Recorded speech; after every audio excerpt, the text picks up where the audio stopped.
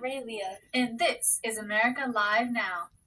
Today on America Live Now, we are going to be discussing a historical event, the Mexican-American War. Let's take you back in time to when this historical event happened. Here Elizabeth! We will fight and defeat you! After the Americans defeated the Mexicans at the Battle of Cerro Gordo, the Americans moved on to Mexico City and successfully captured it in September 1847. And now, to meet Kinsey and Nevaeh. I'm Kinsey. And I'm Nevaeh.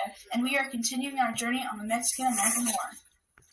The American soldiers led by Colonel Kearny and Commander Stockton were able to defeat the Mexicans in many small battles along the Rio Grande because only about 75,000 Mexicans lived on the border, which meant that there were little resistance against the Americans. A Mexican named General Santa Anna, who was living in exile, convinced President Polk to release him, saying that he would be peaceful with the Americans and not fight against them. But when released, Santa Anna immediately led the Mexicans into another battle that was called the Battle of Buenaventura, which occurred in February 1847.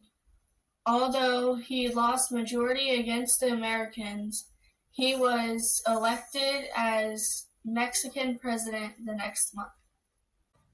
Back to you, Hope and Ray Leah, at channel 947. On April 25th, 1846, a group of Mexicans attacked the Americans and killed about a dozen of them. After this horrific event, the Mexicans moved along the border of the Rio Grande to Fort Texas. There, two battles occurred. They were the battles of Palo Alto and Resaca de la Palma. Led by General Zachary Taylor, the Americans called in reinforcements and were able to win these two battles successfully. After these wars, President Polk was enraged by the Mexicans' attacks. 2 days later, on May 13th, Congress declared war on Mexico. Now, on our other channel, 967, reporters Nevaeh and Kinsey will continue our story. Thank you, Hope and Ray Leah. Now let's continue our story.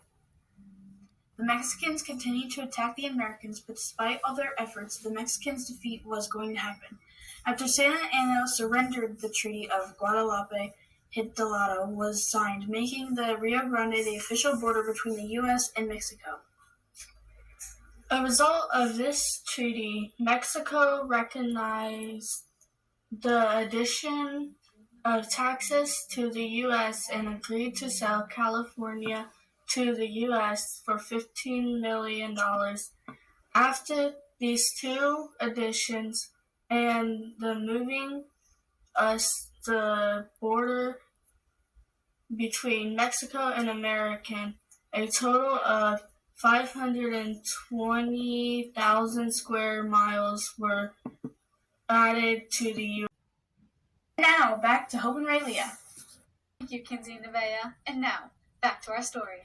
American troops, led by General Whitfield Scott, took over the city of Veracruz. After they took over, the Americans continued to march towards Mexico City. They followed the same route that the famous explorer Hernan Cortez had followed when he went to go to the Aztec Empire. And that is our conclusion on the Mexican-American War. Thank you for listening.